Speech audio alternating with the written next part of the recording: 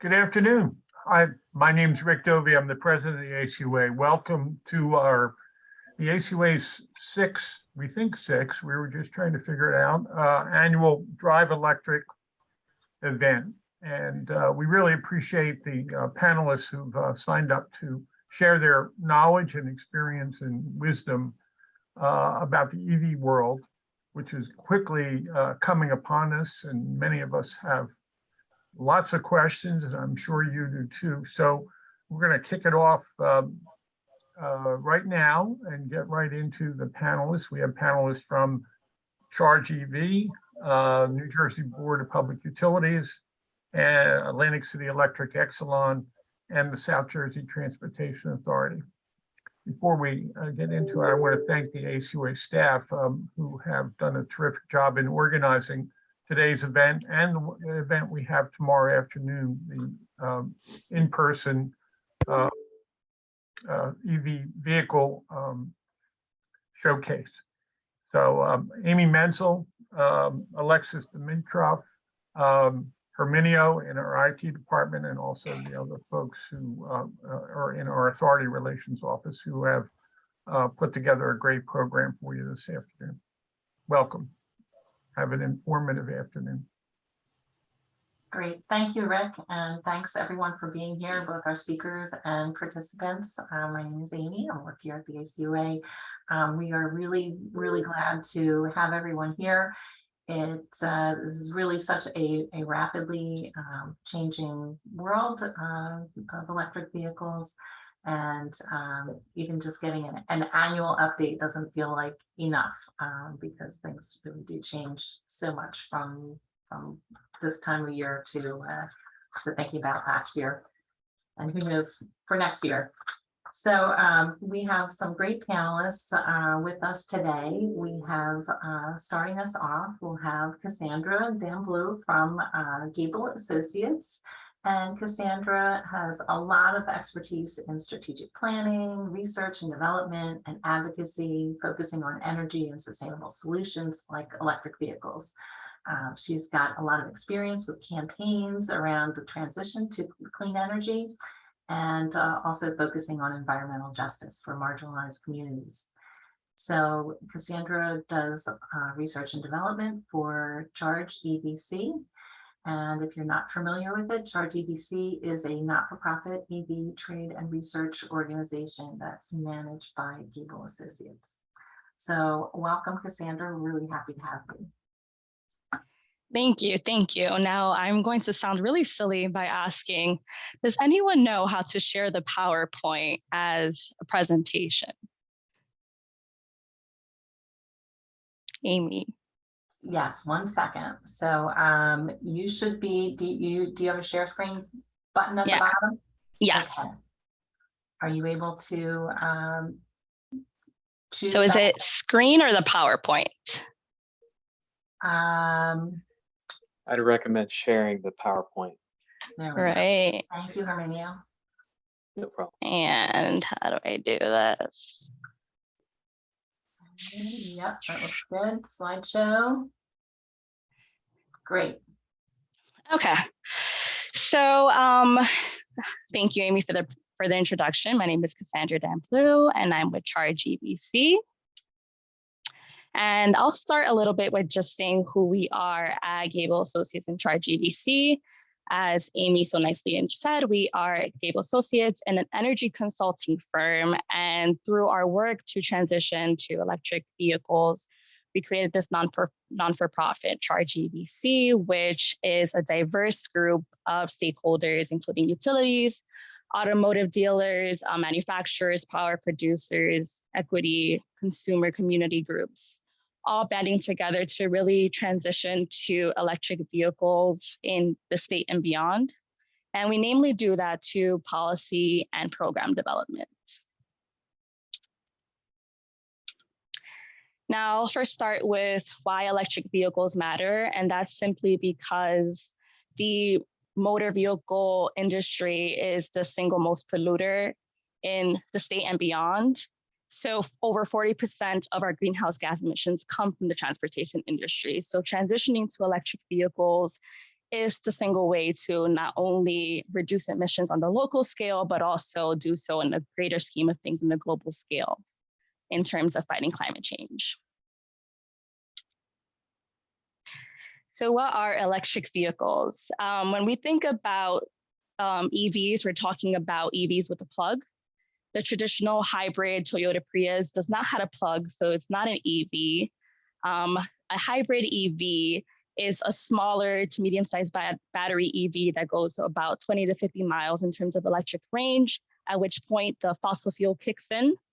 And the battery electric EV is full electric range. It goes about 150 to 350 miles. And those are your Teslas, but there are now over 100 models, including the hybrid and the full battery electric vehicles as well.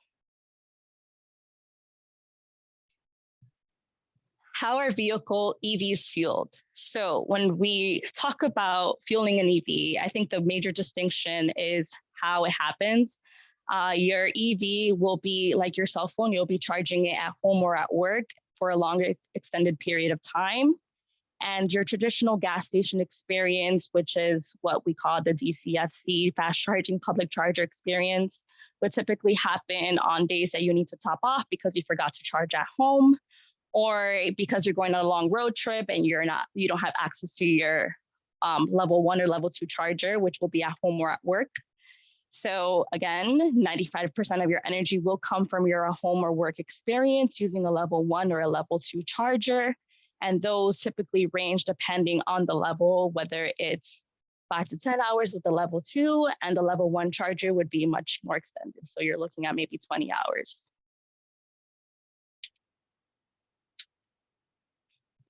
So thanks to the Murphy administration, we have established a lot of goals in order to reach our EV and electrification and overall air pollution and public health goals in the state and beyond. And in 2020, the governor signed the EV law, which established goals for getting more EVs on the road.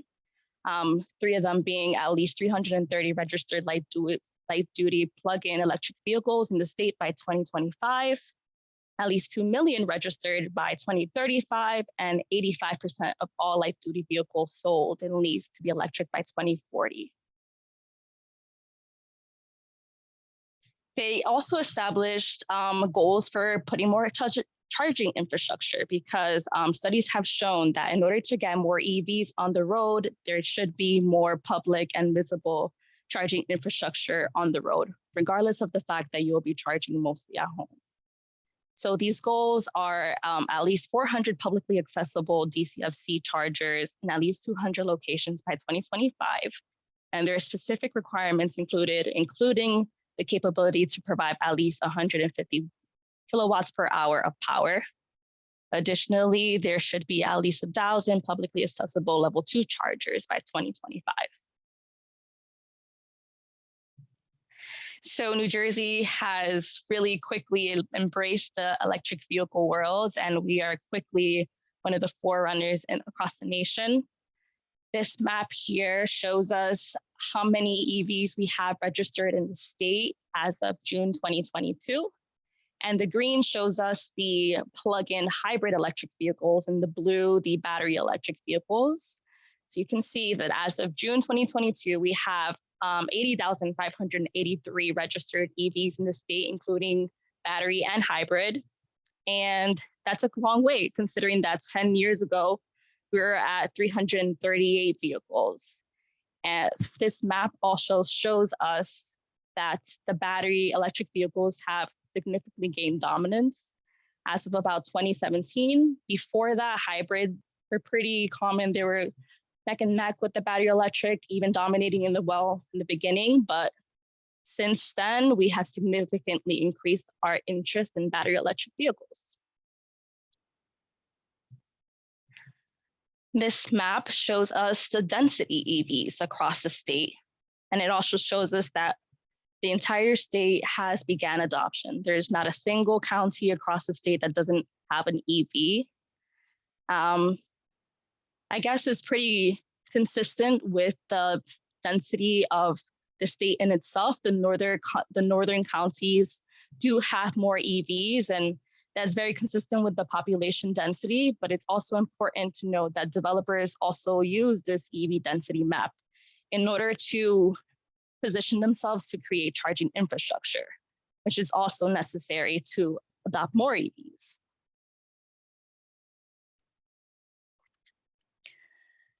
This map shows us all of the charging infrastructure level 1 through DCFC across the state. And again, it's very consistent with the population density as well as the EV density map that I just showed.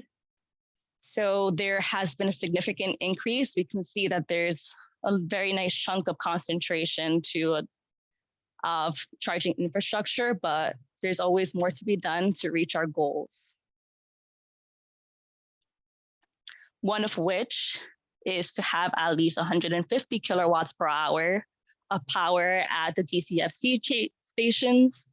Our map here shows us that there are 31 actually, which is a long way to go in terms of our 200 goal by 2025.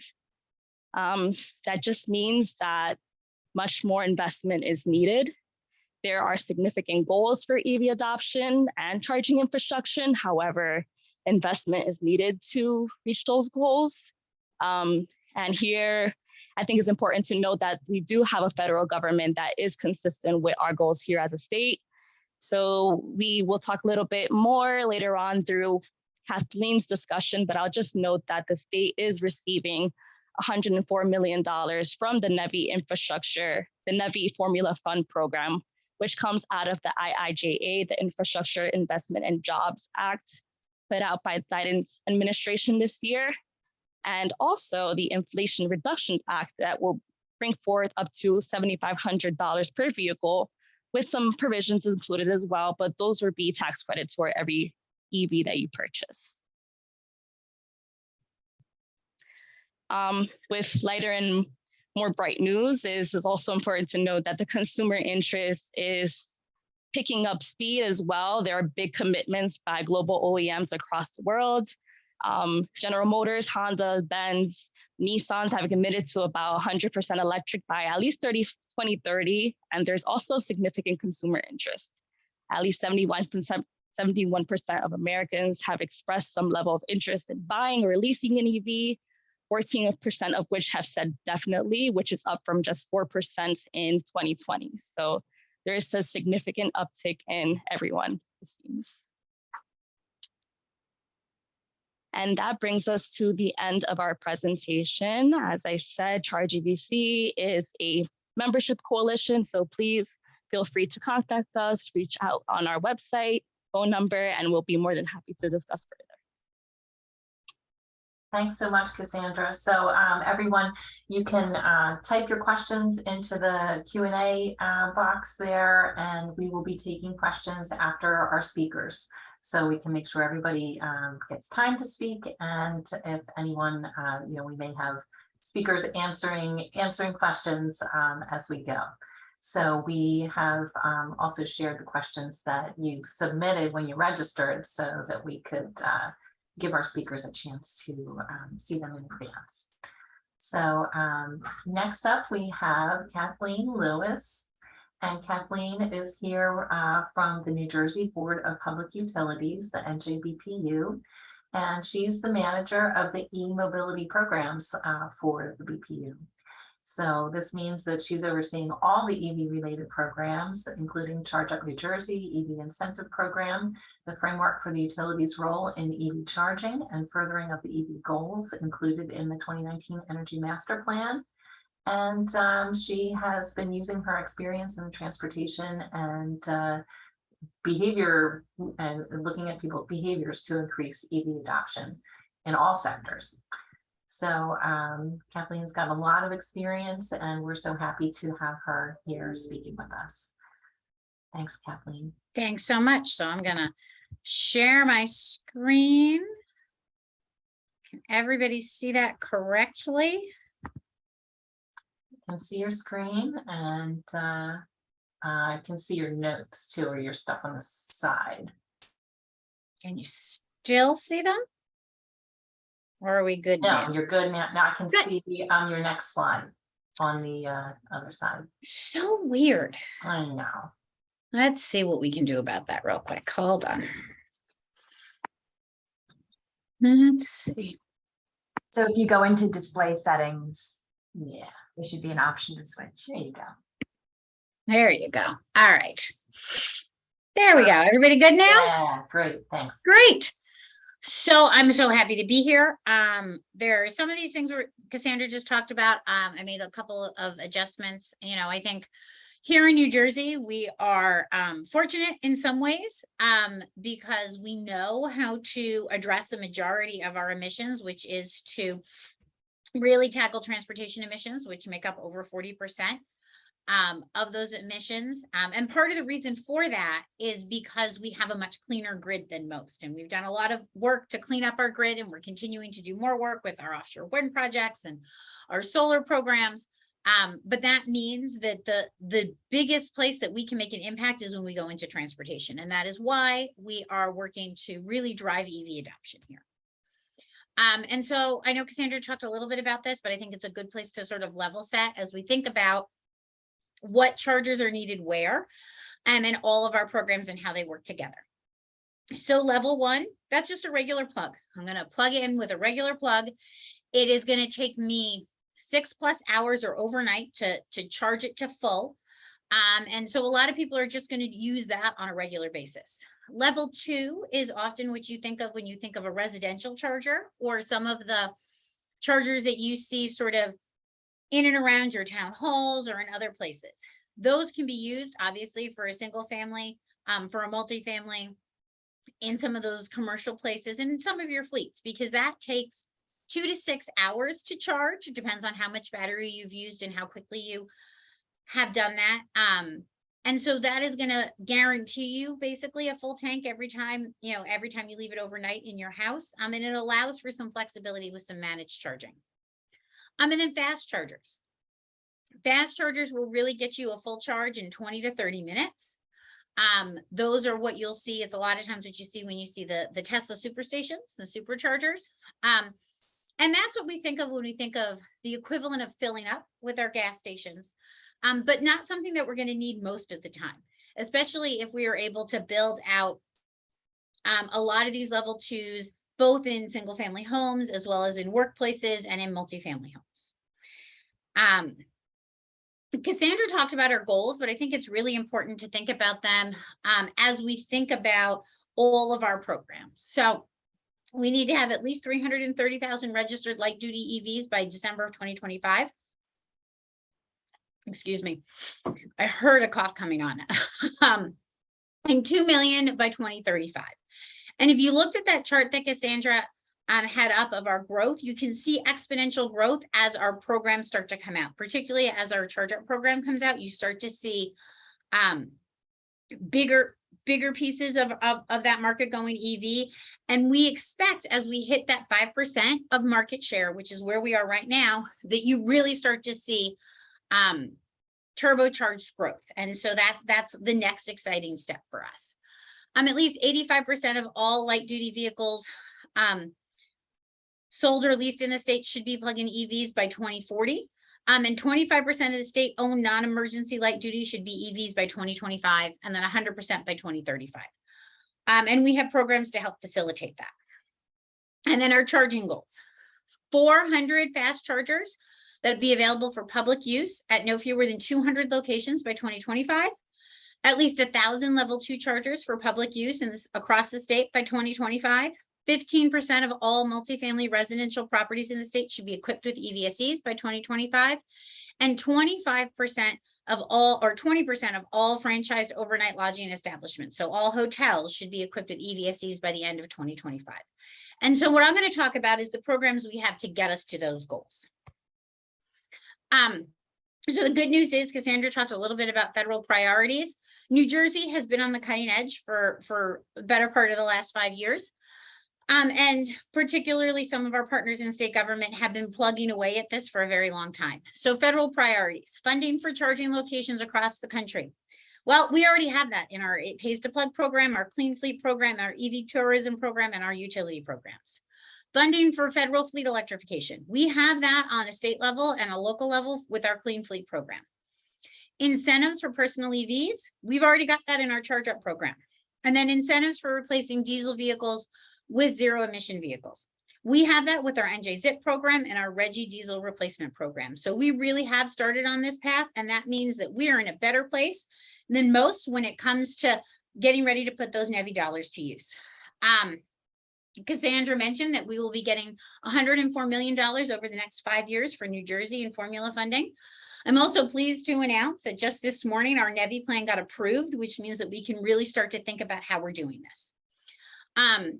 That $104 million will have to go towards corridor charging at the alternative fuel corridors and interstates. So think about those roads that we are most often on. So our interstates, Turnpike, Parkway, some of our major state corridors, that is where these chargers will be located with federal funding.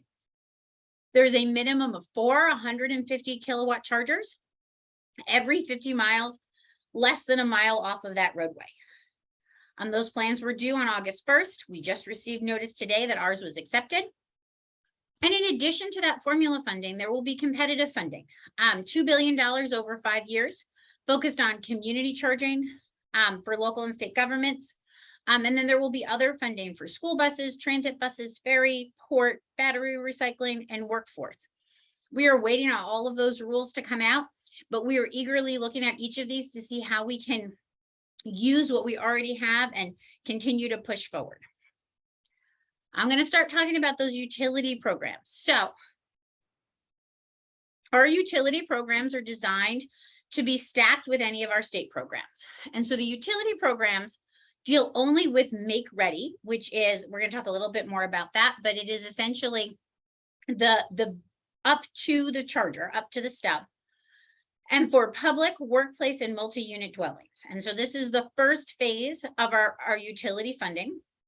So for fast chargers, over the next 4 years, we will see over 1,500 fast chargers funded through these utility programs. Go back to what we talked about in those goals, and we needed to have 400 by 2025. These utility programs should really help to make sure that we not only hit those goals, but really surpass them. And then level 2s, we are going to see over 6,000 of those, almost 6,000 of those out there throughout the state with these utility programs. So what are those utility programs? What's the basis of those?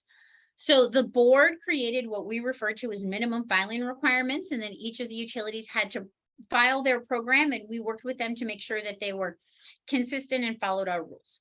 So they are for public charging, only for make ready, for public chargers, so workplace, MUD, and then any other public charger, as well as residential.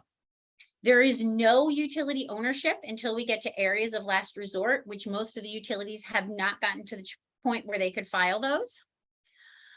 Multi-unit dwelling rates must be substantially similar to residential rates. So there is a savings associated with getting an EV specific rate. And so we want to make sure that residents and multi-unit dwellings can have those same advantages. We also require that the utilities provide what we refer to as a demand charge solution. So demand charges are essentially the charge that is created while that energy sits and waits for someone to use it, because you paid for that energy, and demand charges are how you pay for it if you were not using it. In a nascent market, especially for fast chargers, that demand charge can be very high while we get to the point where everybody needs these fast chargers.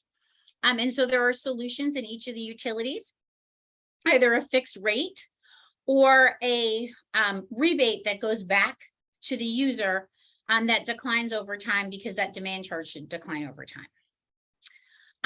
Can cover, all of the utility programs can cover no more than 90% of the total cost of the project with the combination of federal, state, and utility funding. It is up to the utility to make that calculation, working with the customer, and to reduce the utility funding if they need to. And then it must be a universal charger, so no proprietary chargers are proprietary chargers can be co-located and they receive a smaller incentive, but they must be able to be utilized by all EVs.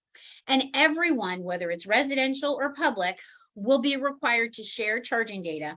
And that's so that we have the data we need to set EV charging rates in the future. So I talked about how utilities can only fund make ready. This is a great description of what that means. So essentially up to the charger. So if you look at the blue, that's what the customer is going to have to pay for, that the utility cannot cover. And then the utility can cover pieces of the rest of those. And each utility has a cap on how much they are covering from that. That varies by utility because it's based on their average cost.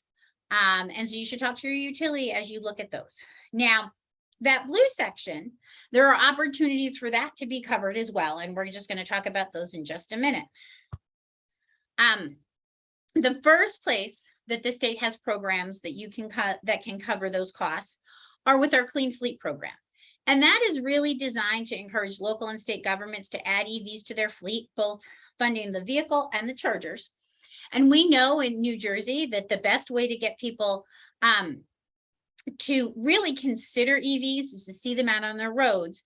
And one of the ways we can help municipalities lead by example is by helping to fund these programs. And so first and foremost, we put EVs on the state contract to make them easier to purchase. And then we have created this Clean Fleet program that provides grants on a rolling basis until all of our funding runs out. So for this year, the CAP awards, you can see depending on your population, you can get more EVs and charging stations. The minimum is 4 EVs and 2 charging stations, and the max is 20 EVs and 15 charging stations. And for FY 2022, actually, no, 2023, it's $4,000 for a battery electric vehicle, $5,000 for a public charger up to the cost of the charger, $4,000 for a fleet level 2 charger up to the cost of the charger. We've also added in a component of up to $5,000 or 50% of the make ready for fleet chargers because utilities cannot fund those. And then overburdened municipalities can get a 50% bonus in the award. So if you are on the BPU's list of overburdened municipalities, you can either get 50% more vehicles and chargers or 50% more money for that cap. And then we have our EV tourism program. And this is designed to target tourism locations across the state. So if you remember, we have goals regarding hotels. So this goes towards that, but it also goes towards public charging in general. So downtowns, beaches, parks are all eligible for funding. $5,000 per charger for a level 2, $50,000 per charger for a fast charger, both up to the cost of the charger. And sites are limited to 6 level 2s and 2 fast chargers. This program is a competitive program, and our first application closes on Halloween, October 31st. Then our MUD charger incentive for owners and property managers of multi-unit dwellings that have 5 or more units, so apartments, condos, townhouses, and they have dedicated off-street parking. And that's dedicated to all of their residents, not dedicated to one particular resident. They can get up to 6 level 2 chargers, $4,000 per charger. Overburdened municipalities or those that are located in overburdened municipalities can receive a 50% bonus. And this is really important when we talk about equity. In order to make sure that the benefits of electric transportation are seen by everyone, we need to make sure that people have access to charging. And so MUD charging is really important to make sure that everyone can access those chargers. We have tried to be very consistent across the state. So all of our programs have very similar pieces to them. All of the BPU programs require that it be a dual port charger, that it be networked, and that you share data. We have worked with DEP, and we now have statewide pre-certified EVSE networks. And you need to work with one of them if you are to receive money from us, and they will make sure that you are sharing data and utilizing those programs in the most efficient way. You must use a pre-certified network in order to get our money. You can stack utility program incentives with the state incentives. They're designed that way. One pays for the charger, one pays for the make ready. But as I said, they can't exceed 90% of the total cost. And you cannot stack it pays to plug on top of the same charger that would be receiving BPU money. They can be chargers next to each other, but not the same one. Speaking of, I'm doing a little plug for my colleague at DEP. There is the It Pays to Plug program. They have several different programs that fall under the It Pays to Plug umbrella. The first is for level 1 and 2 chargers. Level 2 chargers receive $4,000 per port. And that's on a first come, first serve basis. So there's often a waiting list, but you just wait until the money comes in if you're on the waiting list, and then you can move forward with your project. There is up to $2,000 per location for public fast chargers, both corridor and community. Those are competitive solicitations. Solicitations come out about every 6 months, so keep your eyes open. And those programs will continue to come out. With that money, and then we have the NJZIP program.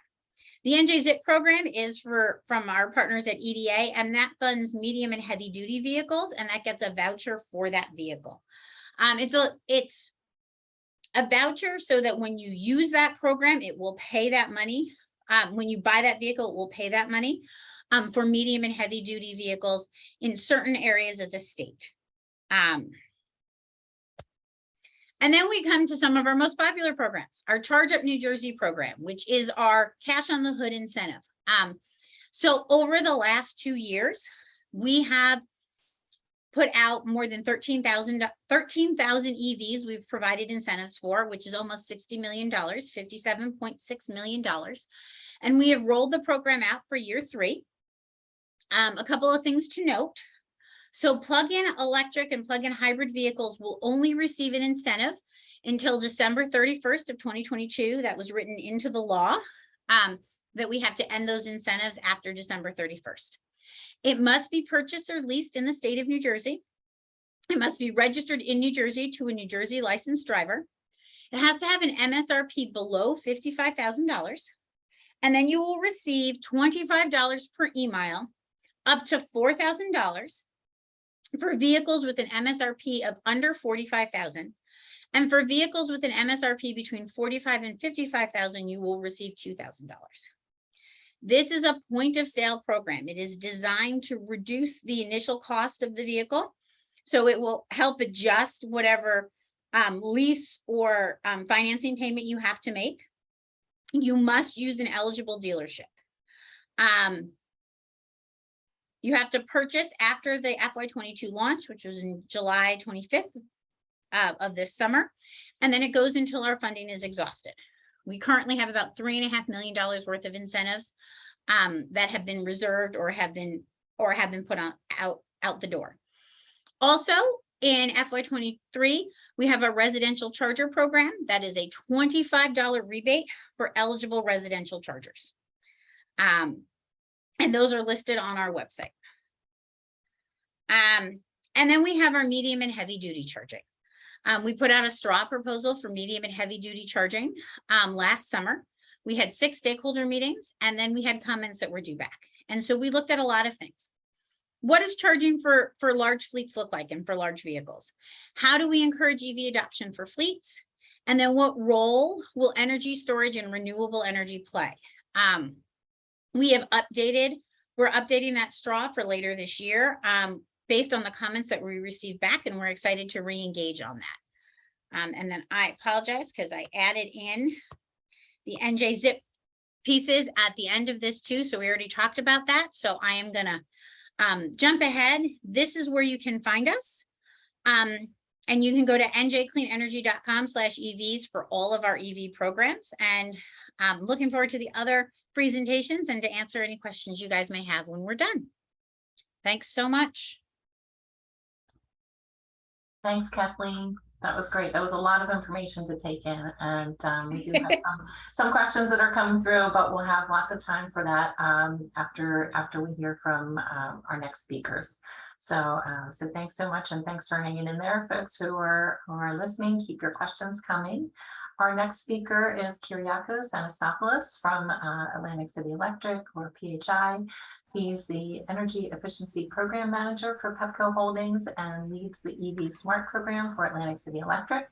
This program offers make-ready incentives for residential and commercial customers installing smart level 2 level 2 charging stations for homes, multi-unit dwellings, businesses, and also the public fast chargers, and level 2 charging stations for the community. So Kyriakos has a lot of experience working with utilities and has had a lot of different roles in the utility ecosystem for operational and business capacities. So Kyriakos, thank you so much for being here, and we'll let you take it from here. Yeah, thank you for the introduction. Please bear with me, guys. I'm feeling a little under the weather today, so I might sound a little more hoarse, but that's okay. Let me see if I can share my PowerPoint here. Let's see.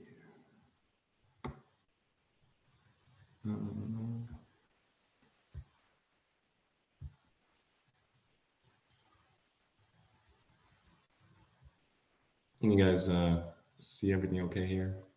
Yep, we can see it, and there you go. Perfect. Fantastic. Okay, let's go back here. All right, so thank you for the introduction. My name is Kyriakos Anastasopoulos.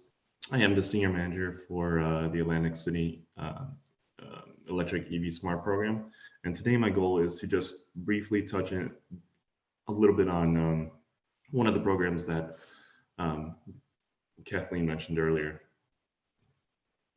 So my goal is to provide some information regarding the history of our program, help everyone familiarize themselves with what the program is, and in a way that's hopefully relevant to your needs. And then what we'll be doing essentially is we'll walk through the history, what incentives are available through our program, the application process and what you can expect there. We'll discuss eligibility, and then I'll share some general thoughts that you guys should keep in mind, and also some tools that we have available for customers to help them along on any Eevee journeys. So what I'm hoping is that this answers some of the questions that you guys might have, specifically program-related questions for ACE, or if it doesn't, that you guys have somewhere to reach out to and know where to go to get those questions answered. All right. So our program received approval from the New Jersey Board of Public Utilities in February of 2021. And really the goals for the program are as follows. First and foremost, we're supporting New Jersey's electric vehicle goals, specifically that of getting 330,000 EVs on the road by 2025. And the way that we're doing that is that we're providing what we call make-ready incentives, which Kathleen already talked about as well, or rebates to customers that are looking to install smart level 2 charging stations, or for public, that's DCFC stations as well. So overall, what that equates to is about 3,250 electrical vehicle charging ports for public spaces, businesses, and residences across southern New Jersey. And why it matters for us, it really benefits us and our customers from the perspective that we can determine where infrastructure is needed to support charging early on, which makes a more reliable system overall and better scheduling of work. And for our customers, we have a real opportunity to use the information that's coming from these charging stations to develop things like time of use rates in the future.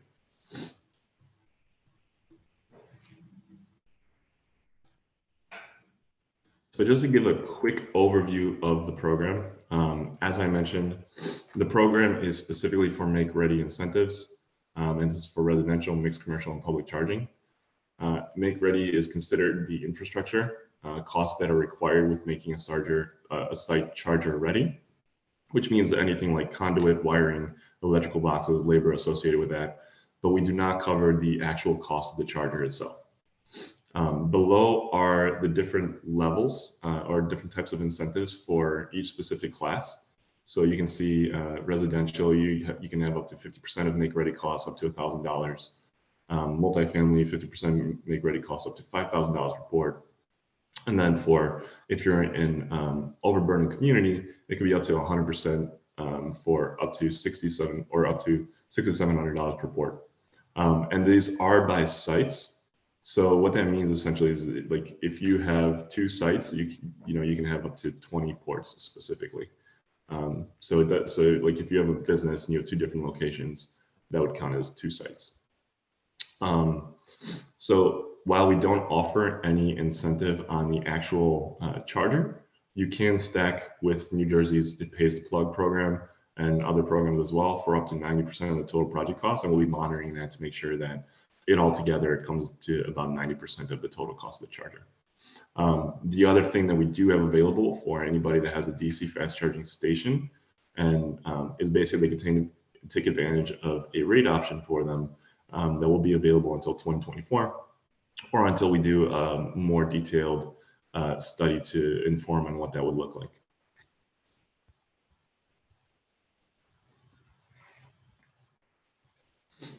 So if I was a customer, like where would I go to essentially apply for these incentives? You can apply for the incentives through our ACE Eevee Smart program webpage by navigating to the appropriate link.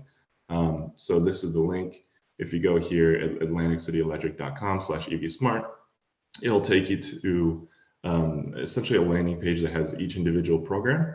And then you would just click on each individual program that you're interested in applying for and hit apply now. Through the application, it should be noted though that you can apply for multiple programs as well at the same time. So you would just do that here.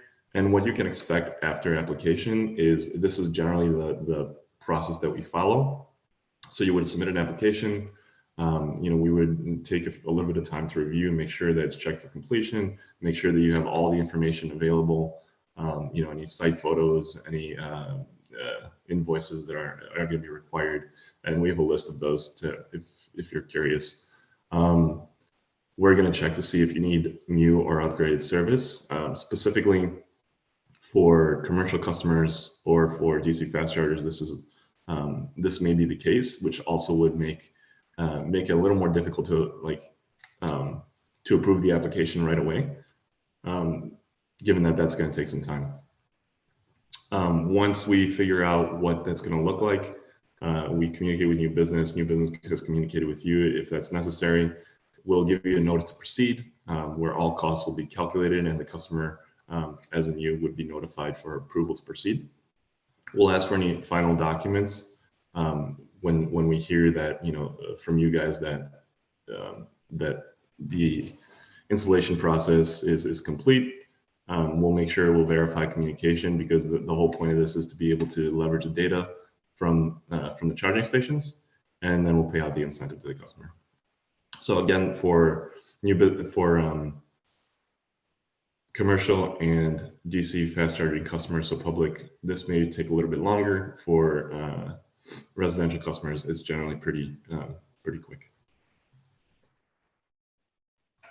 So in terms of eligibility, there is a lot here, but what to basically take away is, while programs themselves have their own specific requirements, the main things are that you have to be an Atlantic City Electric customer, have a charger installed after February 17th of 2021, have work completed by a licensed electrician, install a smart charger from the approved list of chargers on the Eevee Smart website, and you can find that in our program manual, which I've added a link here, or you just go through the Eevee Smart website and find that through our FAQs page.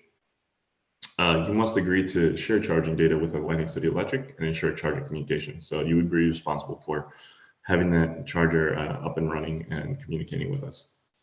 And then there's additional requirements based on if you're doing residential, commercial, or public level 2 and DC fast charging. So there's, as Kathleen mentioned earlier, there's an aspect of co-location if you have a proprietary type of charger technology. And then for residential, commercial, it's required that you have this type of connector, as well as a charger that's at least 3.8 kilowatts in the nameplate capacity. Some just general things to be aware of, and just things customers should know prior to applying. They should understand their charging requirements. So DC fast chargers are going to require a lot of power, and it's going to require an additional utility side work. So based on like any specific applications, customers can contact our new business team, as well as their LCS representative in the utility.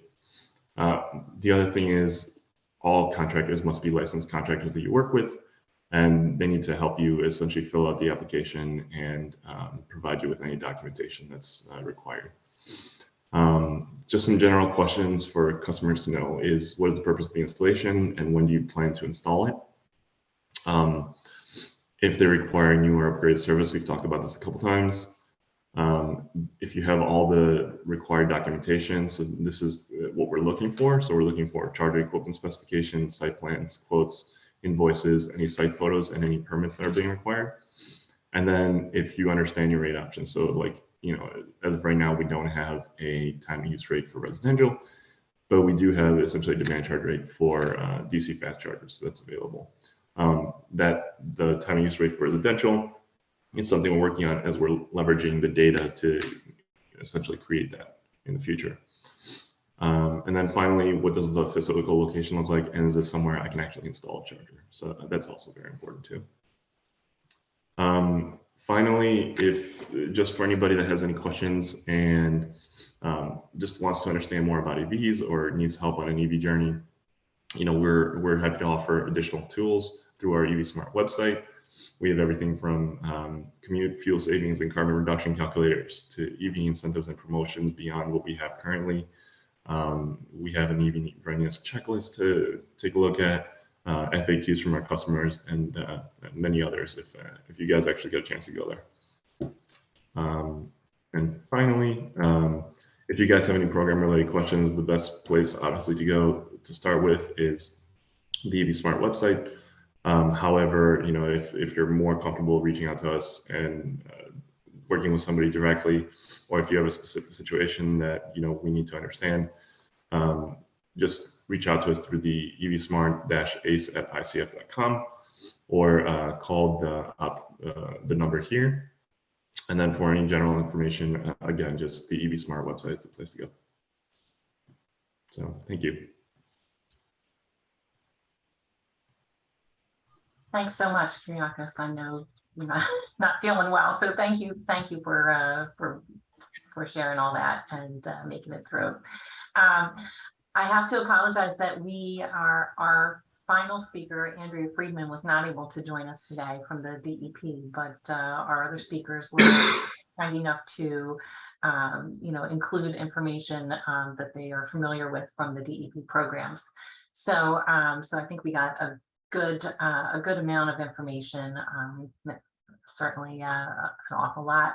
And I know that we will be able to share additional resources from Andrea and from the DEP, as well as sharing this recording, and hopefully we can also share the PowerPoint presentations from our speakers as well. So before we go into questions, I wanted to invite Stephen Mazur from the South Jersey Transportation Authority to join us. Hi, Steve. SJTA has a lot going on, of course, relating to EVs. So, Steve, do you want to tell us a little bit what's been happening? Sure. Thank you, Amy, and thanks for the invite, and thank you, Rick, for allowing Amy to host this every year. I know we joked prior that how many years we've been doing this, and I feel like it was at least 5 years ago that we were anticipating having electric vehicle charging infrastructure installed on the Atlantic City Expressway. We did work closely back at the time with a couple of different potential providers. And ultimately, we did land agreements with Tesla and with Eevee Go. Eevee Go was already had fast charge stations on the New Jersey Turnpike and Garden State Parkway, or at least just on the Garden State Parkway. And we were able to piggyback off of agreements that they had with the New Jersey Turnpike Authority to bring them in. Unfortunately, just when we thought we were getting ready to get permits and break ground, the pandemic put both of those companies on hold until they could see what the future held. But finally this year, in fact, on the Friday around dinner time before Memorial Day, Tesla got their 8 supercharger stations at the Farley Service Plaza on the Atlantic City Expressway operational. And interesting, I'm perpetually fascinated by how many Tesla vehicles are there every day. it was pretty wild that, again, they got those up and running on a Friday before a holiday weekend. And on Tuesday morning on my way to work, I saw 3 Teslas charging there already. It was it made me feel good that we were able to make that happen and get in this case, in all likelihood, some of our shore visitors charged on their fully charged vehicles on their way home, presumably to points beyond in the west and Philadelphia and beyond. So after that, we did just before about a week or two before the 4th of July holiday weekend, Eevee Go got their 4 DC fast charge stations online. They can charge up to 150 kilowatt charging, and we're excited now to finally have that and be able to offer that as a service to our patrons on the expressway. And I don't have a formal presentation like the previous speakers did, but Amy did just want me to kind of give you all an update on where we are with that. Kathleen had given a very detailed update on some of the state mandates as far as what state agencies are required percentage-wise for fleet. I'm pleased to report as soon as those requirements went live, we immediately began looking at our fleet, our light duty fleet specifically, and this year we through various state contracts we put a number of plug-in hybrids on the road on our expressway administrative fleet, and also in our transportation services division that's located in Camden County. We recently this year purchased 5 plug-in hybrid Ford Escapes. I believe they have an order in now or about to put in an order for 5 more, and are going to get as many as 5 to 10 more next year as well. Those Escapes are used for a variety of things, for Meals on Wheels in Camden County, and non-emergency medical transports in a couple counties in South Jersey as well. Right now we have capital improvements planned for 2023 to install level 2 charging stations both at our Blackwood campus for transportation services, as well as at our expressway maintenance yards and administrative buildings, so that we can ensure that we've got those plug-in hybrids running more on battery power than fossil fuels. So with that, that's really all I had. Like I said, I just wanted to give you that update, and appreciate the time. Thank you so much, Steve. Great. So we do have a lot of questions that have come in, and I know that our panelists are typing away to answer some of them. I hope you don't mind if I just pull everyone's attention to some of them that are not yet answered. We had a number of questions. Thank you for submitting them in advance. We have some general Eevee questions, and I would love to just make a quick mention here that tomorrow here at the ACUA in Egg Harbor Township, we'll have our in-person vehicle showcase from 4 to 6 p.m.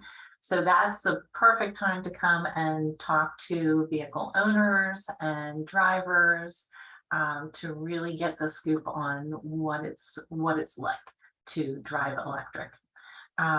One question we had was about our the makeup of our where our electricity comes from. So that's probably a good one.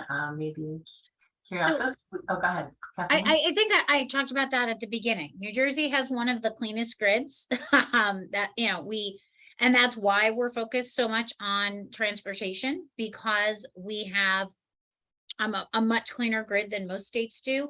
That means that while we spent a lot of time over the last several years focused on cleaning that up, we now need to focus on transportation emission because we've done those pieces. And we are continuing to expand. Just last week, the governor announced new commitments to offshore wind, and we continue to have more solar projects. So I think that it depends on your area, what it is specifically made up of, but I think that folks can rest assured that in New Jersey, we do have one of the cleanest grids out there. Great. All right. So Atlantic City Electric, best off-peak hours to charge your EV at home?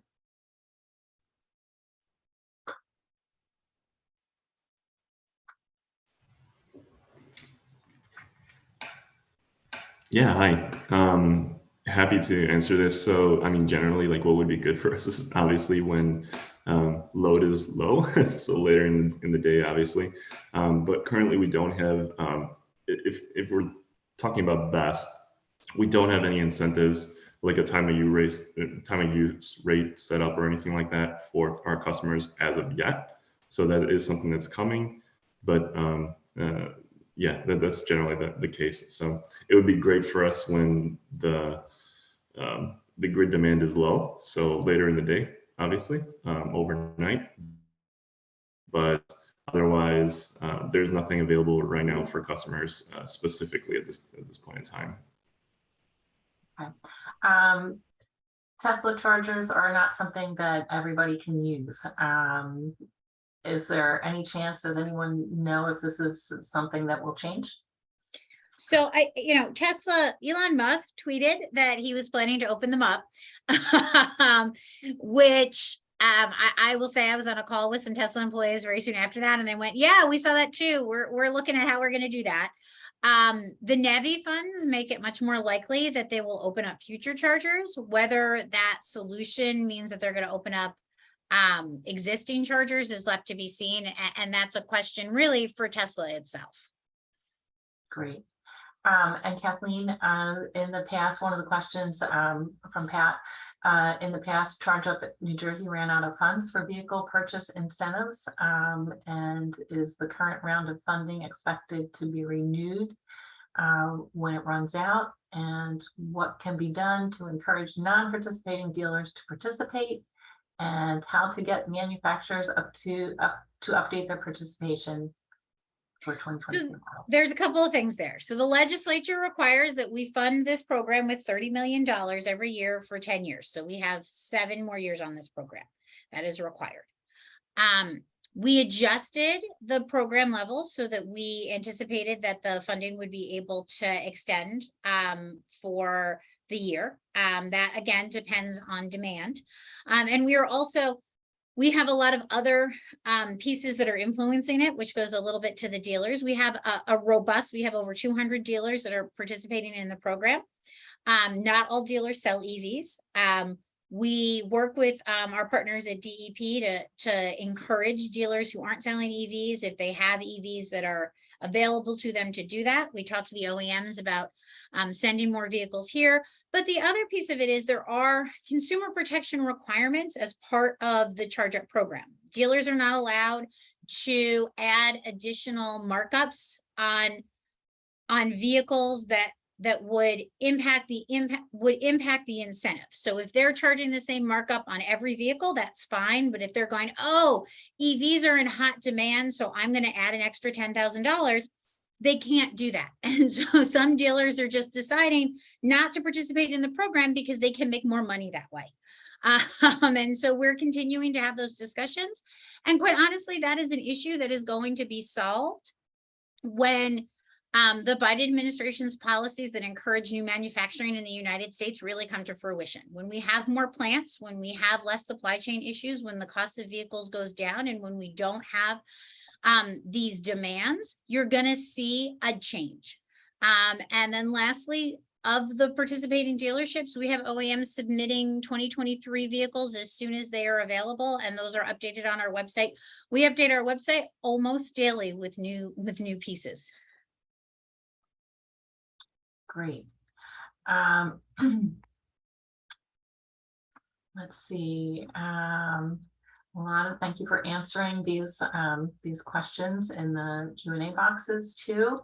I don't know, we had a number of questions initially submitted about batteries. I don't know if anyone would like to address that. What happens when you need to replace batteries? Do they get recycled? What's the impact of batteries? I can go into that a little bit. It's too early to tell what the market will look like. It really, EVs haven't been long enough that the batteries haven't needed to be replaced yet.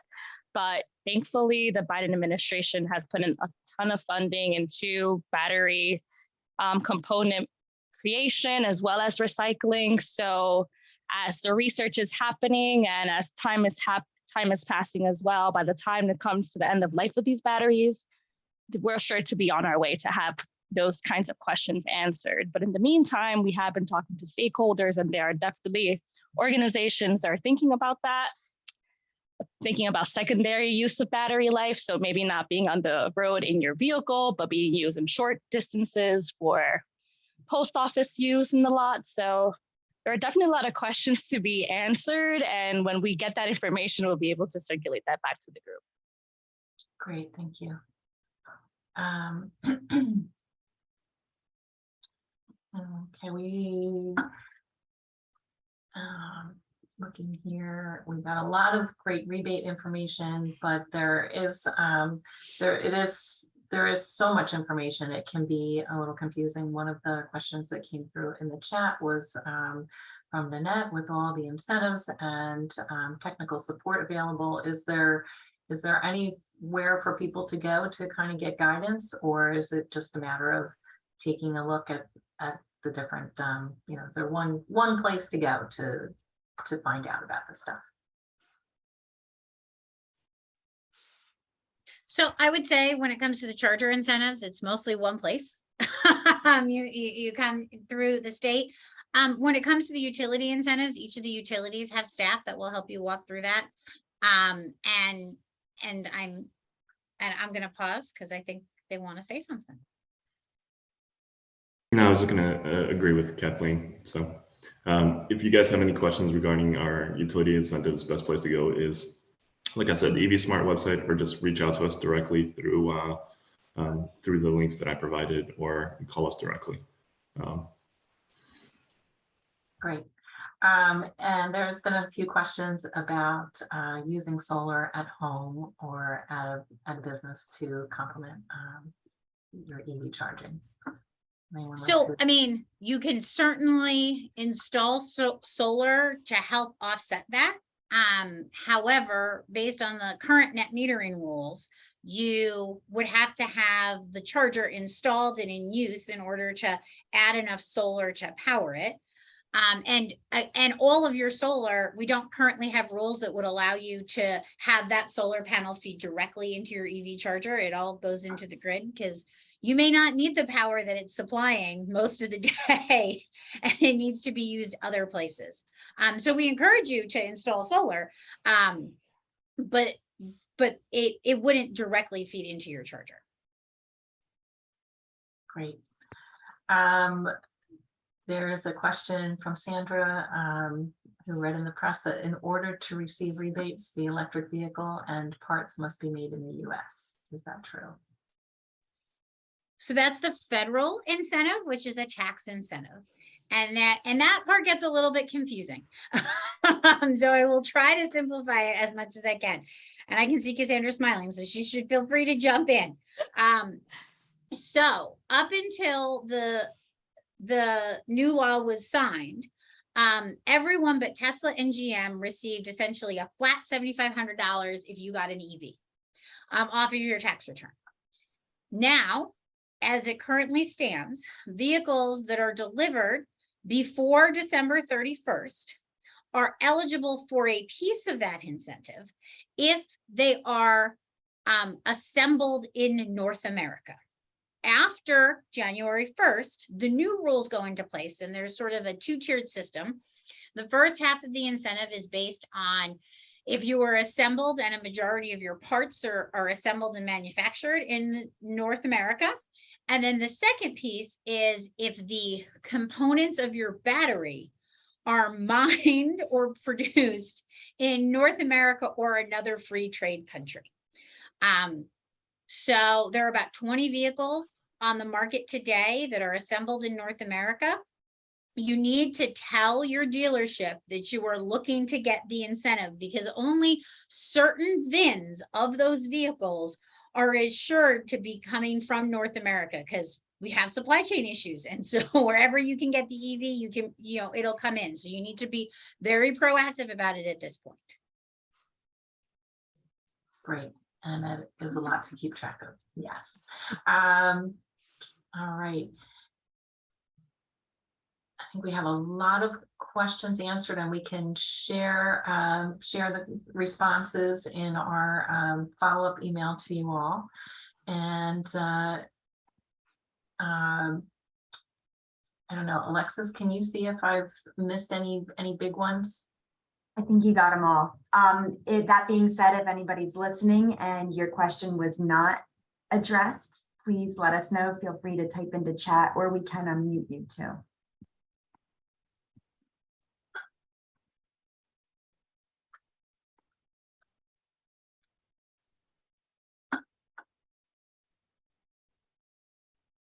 We'll share ours. Yes, we'll share the slides afterwards. Terrific. Great. All right, so I don't want to keep you guys longer than we had offered to, even though we could probably stay all day and talk about EVs and ask questions of these experts. So thank you all for being here, whether you were listening and watching or as a presenter. We really, really appreciate your time and your sharing all this great information.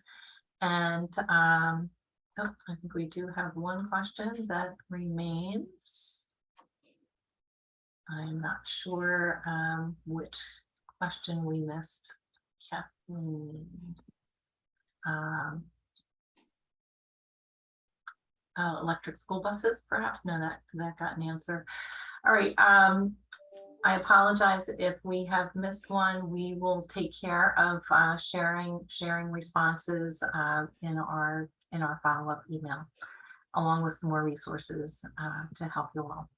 But please come join us tomorrow. There are Eevee events all over the place. This is part of National Drive Electric Week. So take a look around and see what's happening in your neighborhood if you're not in Atlantic County.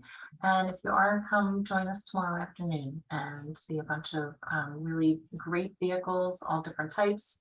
And we'll be happy to see you then. So thank you, everyone.